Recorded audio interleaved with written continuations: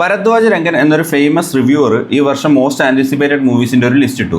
ഒരു 6 മൂവീസിൻ്റെ ലിസ്റ്റാണ്. അതിൽ ആദ്യ 4 മൂവീസും നിലം തൊട്ടിട്ടില്ല, നല്ല രീതിയിൽ പരാജയപ്പെടുമായിരുന്നു. 5ാമത്തെ മൂവി ആയിരുന്നു അതിലെ കൂലി. അപ്പോൾ ലോകേഷ് കനകരാജ് മൂവി അത്ര മോശമായിരിക്കുമോ? കാരണം ആ ട്രെൻഡ് വെച്ച് മോശമാവേണ്ടതാണ്, പക്ഷേ അത്ര മോശമാവാൻ ചാൻസ് ഉണ്ടോ? മോസ്റ്റ് ഇമ്പോർട്ടൻ്റ്ലി ഈ കൂലി എന്ന മൂവി LCUവിലാണോ? ലെറ്റ്സ് റിവ്യൂ കൂലി.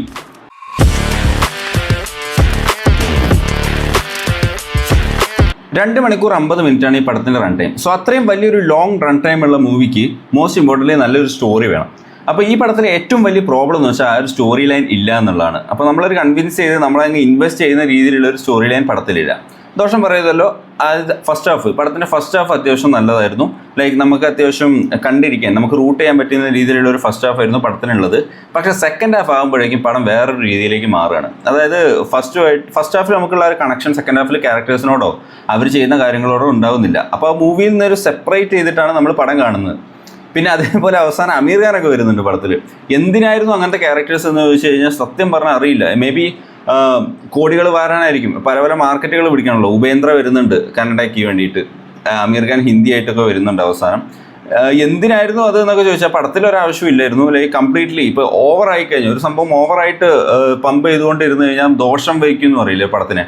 ഈ പടത്തിന് അത് തന്നെയാണ് സംഭവിച്ചിട്ടുള്ളത്. ലൈക്ക് അനാവശ്യമായ ഒരുപാട് ക്യാമിയോസ് ഈ പടത്തിലുണ്ട്. അപ്പോൾ ഈ ക്യാമിയോസും മാത്രമായിട്ട് ഇരുന്നു സ്റ്റോറി ലൈനിൽ ശ്രദ്ധിക്കാൻ ഇവർക്ക് പറ്റിയില്ല എന്ന് എനിക്ക് തോന്നുന്നു. ഈവൻ BGM പോലും പറ്റുന്നില്ല. ലൈക്ക് ആ ഒരു മാസ് കൊണ്ടുവരാൻ ശ്രമിച്ചു, നടന്നില്ല. ഇപ്പോൾ രജനീകാന്തിൻ്റെ ഇപ്പം എൻട്രി മ്യൂസിക് ഇതൊന്നും അത്രത്തോളം എഫക്റ്റീവായിട്ട് എനിക്ക് തോന്നിയില്ല ഈ പടത്തിൽ.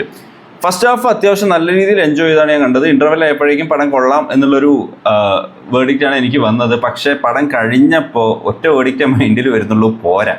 അതായത് വളരെ മോശം എന്നൊന്നും ഞാൻ പറയില്ല, കാരണം അത്രത്തോളം മോശം എന്ന് പറഞ്ഞ് എടുത്തു പറയാൻ കൾട്ട് ലെവലിലൊന്നുമില്ല. മറ്റേ തഗ് ലൈഫ് ലെവൽ കൾട്ടൊന്നും ഈ പടത്തിലില്ല. പക്ഷേ അത്രത്തോളം പോസിറ്റീവ് പറയാനും ഒന്നും തന്നെ ഈ പടത്തിലില്ല. എന്തൊക്കെയോ കാണിക്കുന്നുണ്ട്, സെക്കൻഡ് ഹാഫിലൊക്കെ എന്തൊക്കെയോ കാണിക്കുന്നുണ്ട്, പക്ഷെ നമുക്ക് പടത്തിനോട് ഒരു കണക്ഷൻ തോന്നുന്നുണ്ട്, ഒന്നും തോന്നുന്നില്ല.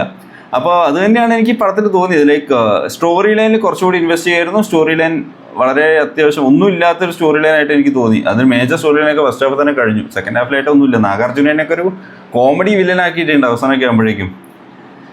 എന്താ പറയുക, കാണാൻ താല്പര്യമുള്ളവർ പോയി കാണാം. കുറേ മൾട്ടി സ്റ്റാറുകളെ കാണാൻ താല്പര്യമുള്ളവർ പോയി കാണാം. വേറെ എന്തെങ്കിലും പ്രതീക്ഷിക്കുന്നവർ ആ വഴി പോകാതിരിക്കുക. മൈ ഫൈനൽ വെർഡിക്റ്റ് പോരാ, ഭരദ്വാജ് രംഗനെ ഒന്നുകൂടി.